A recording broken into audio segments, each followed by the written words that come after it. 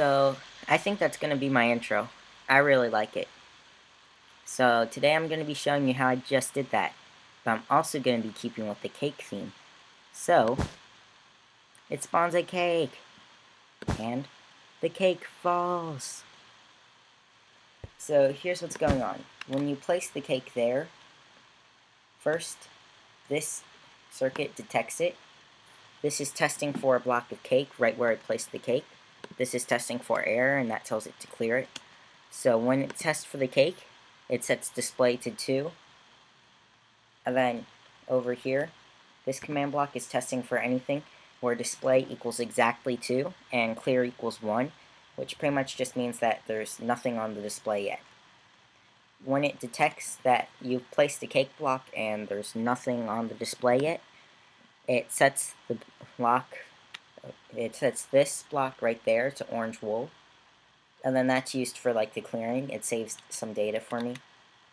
And then right here, this sets display to 0 so that it doesn't just leave the redstone on, because that would just get annoying for, I don't know. So anyway, this just sets the block for each pixel to whatever wool block, whatever wool color. So pretty much this just makes the cake. And then when you want to clear it, this circuit tests for error here. When it detects error, it sets display to 1. This test, so before that tests for anything though, this detects that orange wool that I talked about earlier. If it's clear, it's white wool, so it's set to 0. It has a data value of 0. Orange wool has a data value of 1, so each thing gets assigned its own color. And then what this does is, this sets clear to 1, which means it's okay, it's totally cleared. This sets clear to 2, which means that right now there is cake on the display. This sets clear to 3, which means there's a sword on the display, etc. So, this tests for anyone who wants to clear the display, because their score of display is 1, and it tests for anyone who has cake on the display, because their score of clear is 2. So when it detects that, it sets the wool in the corner to 0, which is white wool. So it lets something else like be put on the display. And then this sets display to 0, again so that it doesn't just keep the redstone on, because that just bugs me. So what this does is it sets the entire bottom row underneath the cake to slabs, so that when it becomes falling sand, it breaks itself at the bottom and doesn't just pile up in an infinite pile of like messed up cake. And then this, it pretty much spawns in a falling sand entity that's been reskinned to look exactly like whatever wool is there at the time.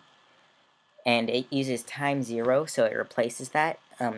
Now, I don't even fully understand this, but Traslander has a really good video where I learned most of everything I know from it.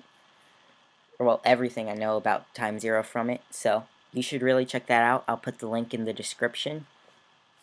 And then, so it pretty much just clears it spawns a falling sand where the wool is, and it just causes the wool to drop.